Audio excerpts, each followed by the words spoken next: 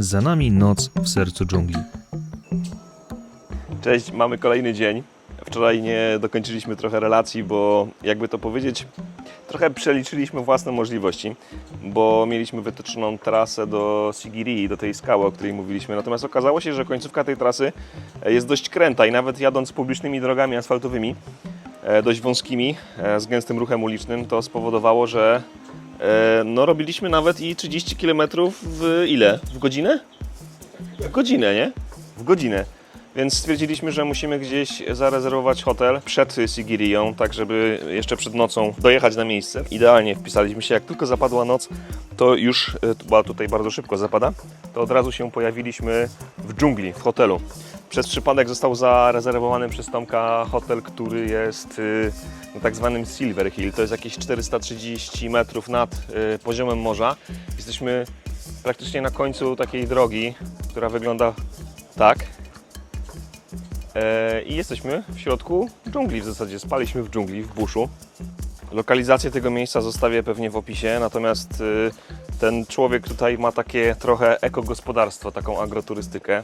W zasadzie 3 domki tylko dla gości, więc niewiele miejsca. I ja nie wiem, kto tutaj do niego tak naprawdę przyjeżdża, bo ta droga, jak zaraz zobaczycie, jak będziemy zjeżdżać, bo już nie nagraliśmy wczoraj, ale ta droga no, wyglądała nieźle w nocy. Myślę, że w dzień też będzie wyglądała ciekawie przez burz. Także będziemy teraz oglądać dopiero widoki, jak będziemy zjeżdżać w dół i na te widoki też Was oczywiście zapraszamy. Także kontynuujemy naszą podróż i Was do tego też zachęcamy, żebyście kontynuowali razem z nami. No to rozpoczynamy kolejny dzień, nie? Przygody.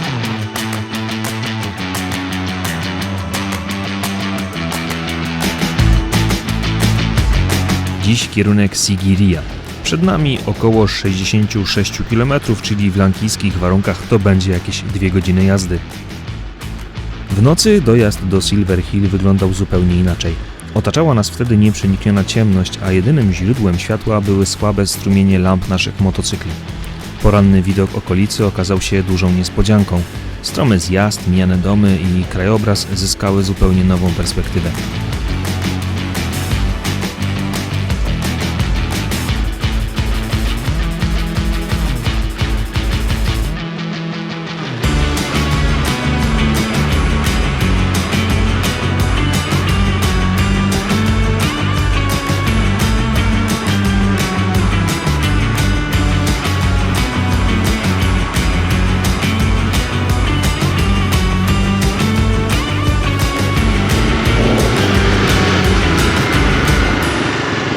Ale Javiera po lewej widziałeś? Burmistrza. Prezydenta tego miasta.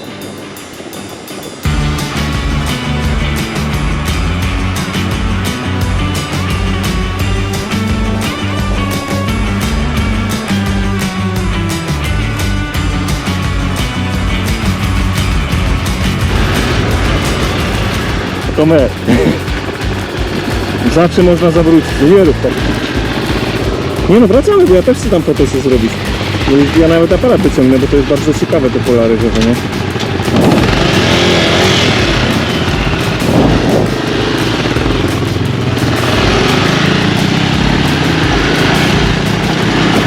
Tu nie zjedz. Jakie prawie, widziałeś? Wczoraj jechaliśmy tutaj, tą drogą dokładnie, bo wracamy tą samą drogą do głównej i było już dość ciemno, nie wiedzieliśmy w ogóle co jest dookoła, raczej byliśmy skupieni na samej drodze, było dość wąsko, kręto i do tego jeszcze jak sami widzicie, no nie jest to asfalt. Więc dzisiaj wracamy i podziwiamy widoki. Nie minęło 5 minut, zjechaliśmy od naszego hotelu w buszu i zobaczcie co tutaj jest za nami. Piękne pola ryżowe w takiej dolince. Teraz ich nie widać, ale tam krążą gdzieś pawie. 2 takie wielkie chodziły tutaj po tych groblach. No wygląda to niesamowicie. Zatrzymujemy się praktycznie cały czas, bo no, dla nas to są widoki nowe, bo ja jeszcze w tropikach nie byłem, Tomek też nie był w tropikach i jest po prostu pięknie. A wiemy, że to dopiero początek, bo czekają nas jeszcze góry. No i dzisiaj nawet ta skała, jak mam nadzieję, że do niej dojedziemy. Ale zobaczcie jeszcze raz.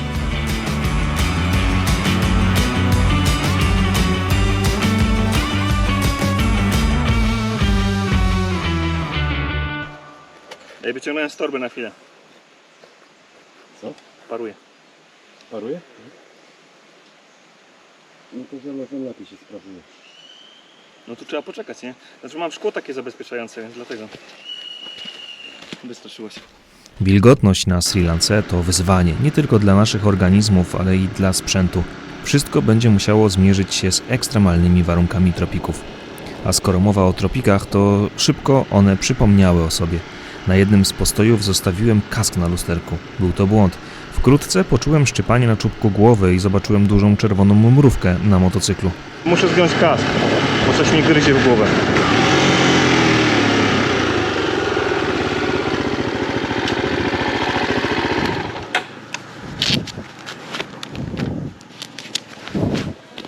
Tak, bo nie wiem co to jest, jak to coś jadowitego, to co?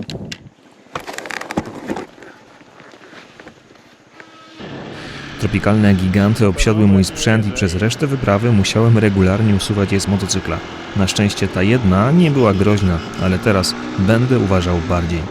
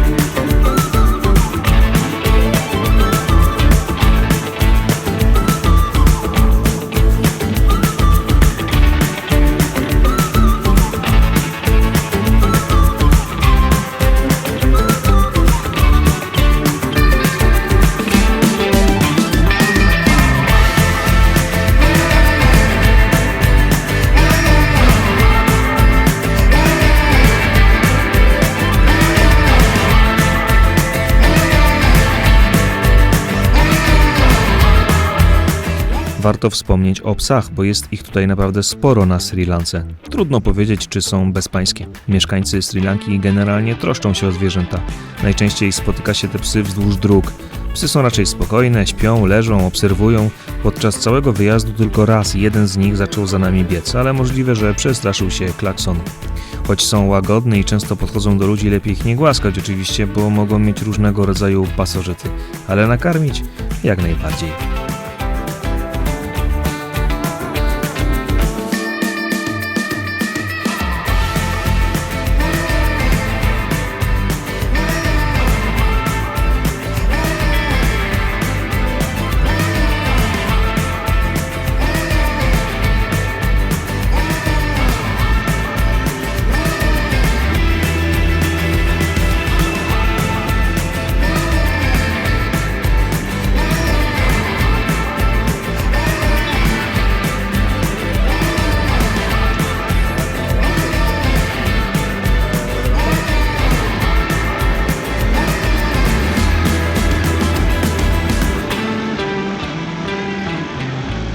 Zatrzymuje się, skręca.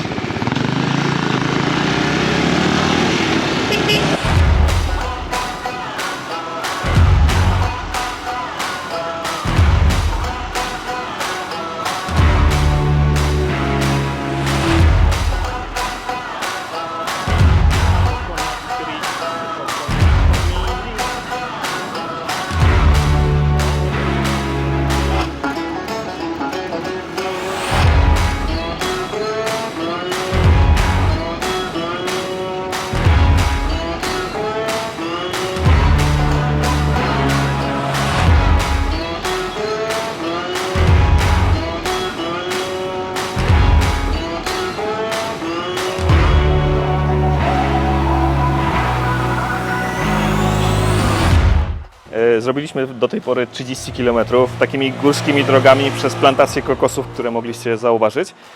Bardzo ciekawe te pola ryżowe też w tych dolinkach są.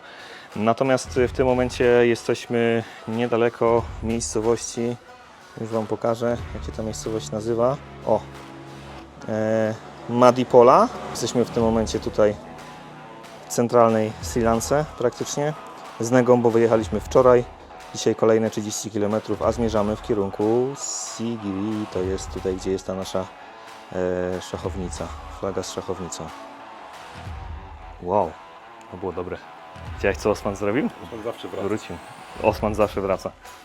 Osman, jak oceniasz aplikację? Bo ja oceniam aplikację Osman na Sri Lance tak, że zżera bardzo dużo baterii. Trzeba mieć powerbanka. W naszym przypadku albo jakieś zasilanie, bo to niecała godzina i nie ma baterii praktycznie w telefonie, nie? Trochę więcej, ale szybko zbierasz. Zżera.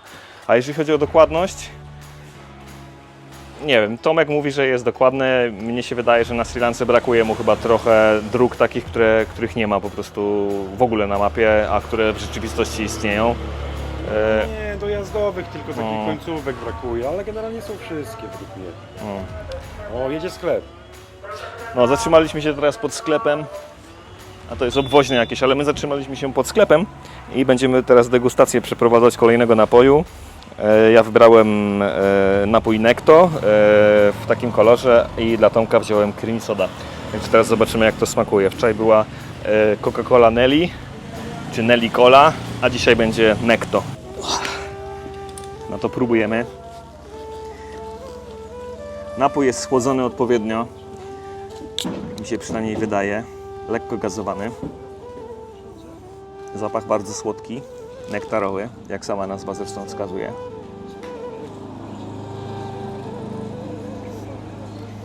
O, rzeczywiście słodki. Jak rozpuszczone cukierki, mocny smak.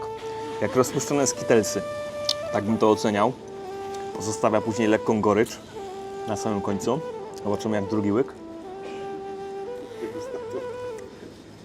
No przy drugim tak samo. Też zostawia lekką gorycz na końcu i smakuje jak rozpuszczone skitelsy. Także ogólnie oceniam to na ten, no, dobry, no nie taki może porywający jak wczorajsza Nelly Cola, na razie jest na pierwszym miejscu, ale Necto też jak najbardziej polecam do spróbowania. Kosztowało nas to rupii 100. Ile to jest rupii 100? Jaki to jest? Złoty 40? Tak. No to ten napój jest złoty 40. No. Całkiem spoko.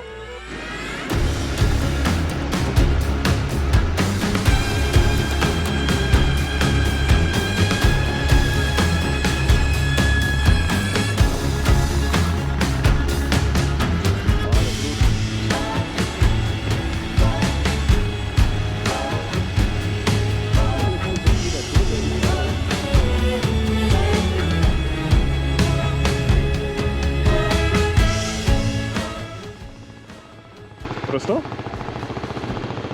No to jak no tak, no. Jakaś droga jest, nie?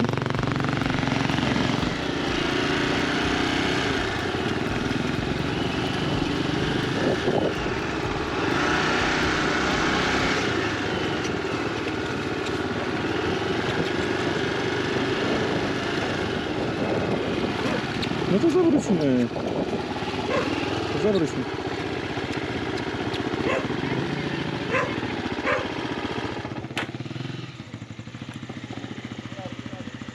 Can we go past? It's okay? Thank you. Ah.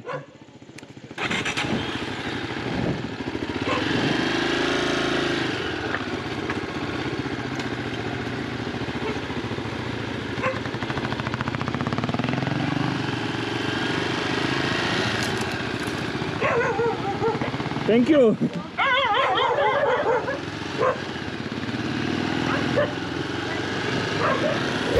Yes?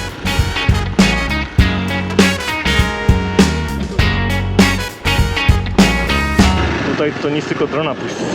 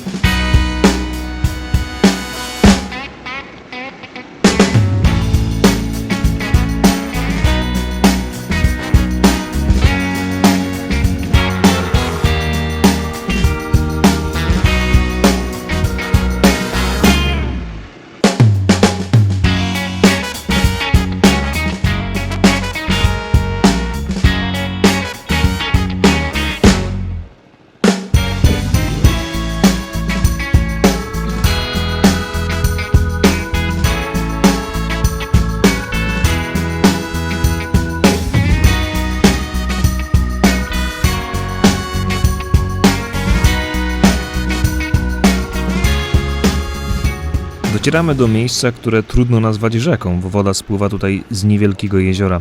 Na Sri Lance takie przeprawy to zawsze wyjątkowe wyzwanie. Miejscowi ostrzegali nas, by uważać na krokodyle, węże wodne, a nawet pijawki. Na szczęście w motocyklowych strojach te ostatnie nie są zbyt dużym zagrożeniem.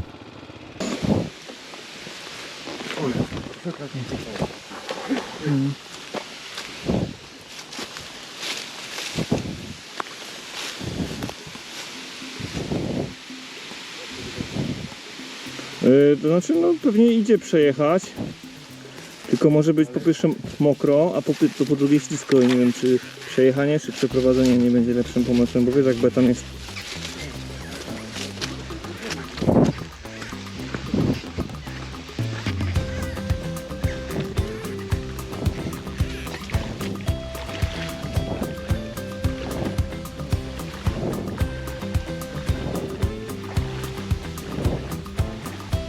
Uważaj na te płyty betonowe, mogą być śliskie. I co, śliskie są? No właśnie. Dobra, to próbujemy, nie? I jak przeprawimy się, to sobie odpoczniemy na drugiej stronie.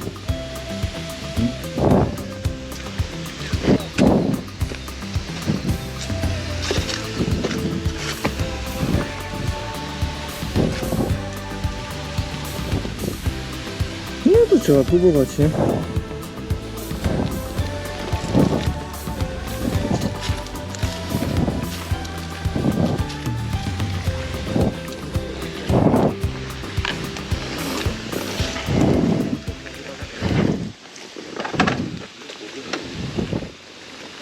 To jedziemy. No spróbujemy.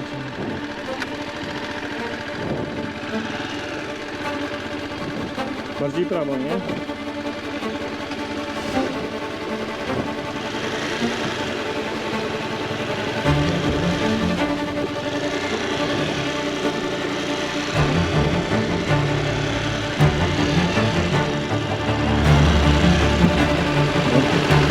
No, jest tu też kameczka.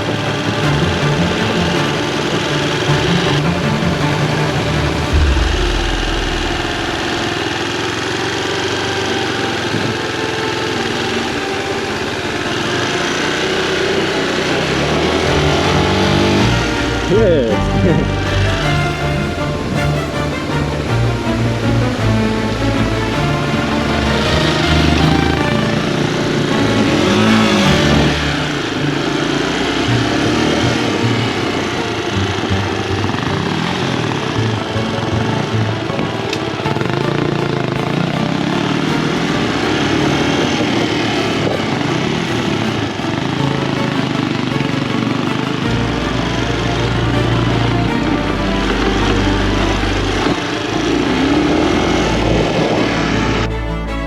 Sama przeprawa była dość wymagająca. Betonowe płyty okazały się bardzo śliskie, jednak udało nam się przejechać bez większych przygód na drugą stronę.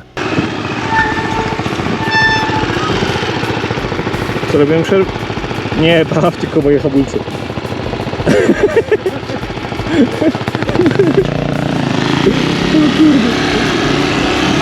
Z malowniczych, rolniczych dróg wjeżdżamy na teren Sigiriyi. Już z oddali widać majestatyczne skały, a pierwsza z nich to Pidurangala. No to z Tomkiem właśnie objeżdżamy w tym momencie ten kompleks, który tam widzicie z tyłu. Może dam wam też jakąś przerzutkę z drona. To jest kompleks Sigiriya, skała lwa, na której jest twierdza króla Kassapy z V wieku, który się tam ufortyfikował. I to jest bardzo często odwiedzane miejsce, mocno turystyczne, trochę jak nasza Gubałówka, jak Zakopane. Można nawet pojeździć na wołach, turyści to robią, także no, zalatuje trochę Zakopanem. Natomiast zaraz obok jest kolejna skała, Pidurangala, i to jest skała, na którą też turyści bardzo często wychodzą, bo się bardzo ładny widok rozpościera właśnie na Sigiriję. Także my sobie jeszcze objedziemy, postaramy się z drugiej strony tę skałę obfotografować, może też zrobimy jeszcze jakieś zdjęcia z drona, tak żeby ją pokazać. Tak bardzo ładne miejsce, muszę powiedzieć. Dookoła właśnie takie podmokłe tereny, dużo natury, dużo małp, są też słonie, Także no i offroad jest, takie szutróweczki, asfalt i szutróweczki, tak to wygląda. Także jedziemy dalej, mamy połowę dnia, później będziemy szukać noclegu, jakiejś restauracji. Takie życie w podróży. Sigiriya, znana także jako Lwia Skała, to niezwykły płaskowyż wznoszący się 160 metrów ponad równiną. Na jej szczycie w V wieku naszej ery król Kasyapa zbudował fortecę Pałac, wpisaną dzisiaj na listę UNESCO. My na te skały w motocyklowych strojach wchodzić oczywiście nie będziemy. Zamiast tego objechaliśmy je przyjemnymi, szerokimi, szutrowymi drogami, mijając po drodze małpy, ptaki, jaszczurki. Co więcej, widzieliśmy znaki ostrzegające przed słoniami, ale w okolicach Sigiriyi nie udało nam się żadnego spotkać. Okolica Sigiriyi zachwyca malowniczymi rozlewiskami i otaczającym rezerwatem przyrody. To miejsce jest naprawdę piękne. Zdecydowanie warto je odwiedzić, bo krajobrazy wokół Sigiriyi robią ogromne wrażenie. Nasza trasa prowadzi z Sigiriyi do Polonnaruwy, mijając po drodze Park Narodowy Mineria. Sri Lanka to prawdziwy raj dla miłośników przyrody. Na wyspie znajduje się aż 15 parków narodowych, które chronią unikalną faunę i florę. To właśnie w tych miejscach można spotkać słonie, z których Sri Lanka słynie na całym świecie. Słonie na wyspie są jednymi z najbardziej rozpoznawalnych symboli. Żyje tu ponad 7 tysięcy dzikich słoni, które są integralną częścią kultury i dziedzictwa tego kraju. W parkach narodowych takich jak Mineria, Udavalawe czy Yala organizowane są safari, na których można obserwować te majestatyczne zwierzęta. My oczywiście z safari korzystać nie będziemy, robimy swoje własne safari, jadąc w stronę Polonnaruwy.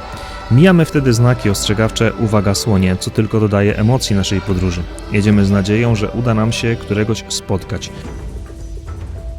Już jesteśmy prawie w Polonnaruwie, gdy nagle na drodze spaceruje z pełnym spokojem potężny słoń. To niesamowite wrażenie zobaczyć tak majestatyczne zwierzę z bliska. To przypomnienie, jak wyjątkowym miejscem jest Sri Lanka, pełnym dzikiej przyrody i niezapomnianych doświadczeń. Docieramy do zarezerwowanego noclegu w Polonnaruwie. Nie zdawaliśmy sobie sprawy jeszcze, że jutrzejszy dzień będzie bardzo przygodowy. Dzięki, że byliście z nami, że dotrwaliście do końca odcinka. To nie koniec oczywiście lankijskiej przygody. Przed nami jeszcze góry, pociągi i plantacje herbaty. Subskrybujcie kanał i do zobaczenia na Sri Lance.